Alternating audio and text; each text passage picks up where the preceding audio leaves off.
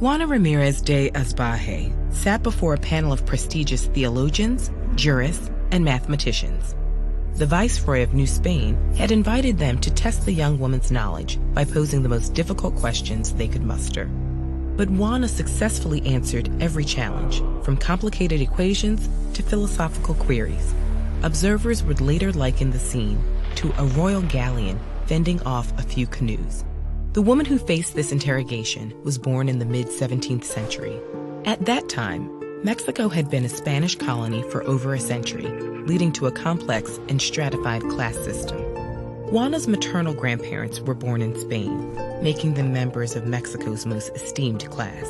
But Juana was born out of wedlock, and her father, a Spanish military captain, left her mother, Doña Isabel, to raise Juana and her sisters alone. Fortunately, her grandfather's moderate means ensured the family a comfortable existence, and Doña Isabel set a strong example for her daughters, successfully managing one of her father's two estates, despite her illiteracy and the misogyny of the time.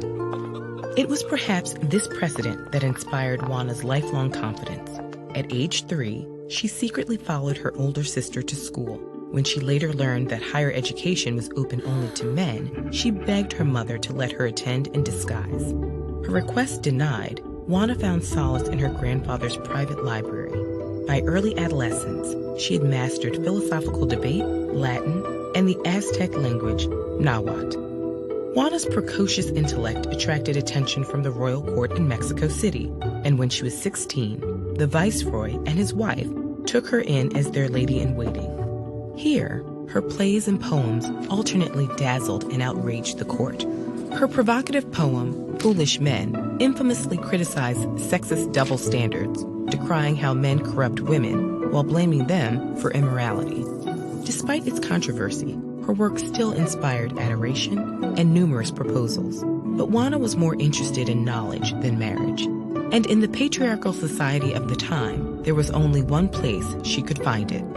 The church, while still under the zealous influence of the Spanish Inquisition, would allow Juana to retain her independence and respectability while remaining unmarried.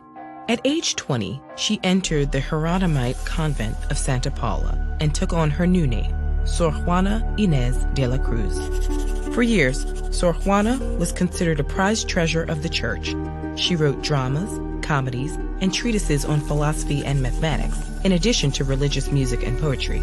She accrued a massive library and was visited by many prominent scholars. While serving as the convent's treasurer and archivist, she also protected the livelihoods of her niece and sisters from men who tried to exploit them. But her outspokenness ultimately brought her into conflict with her benefactors. In 1690, a bishop published Sor Juana's private critique of a respected sermon. In the publication, he admonished Sor Juana to devote herself to prayer rather than debate.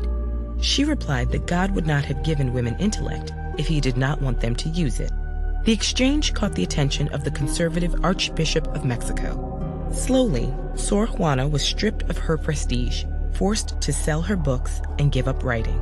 Furious at this censorship, but unwilling to leave the church, she bitterly renewed her vows. In her last act of defiance, she signed them, "I, the worst of all," in her own blood. Deprived of scholarship, Sor Juana threw herself into charity work, and in 1695, she died of an illness she contracted while nursing her sisters. Today, Sor Juana has been recognized as the first feminist in the Americas. She's the subject of countless documentaries, novels, and operas, and appears on Mexico's 200 peso banknote.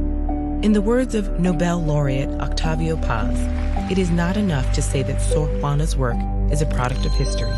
We must add that history is also a product of her work.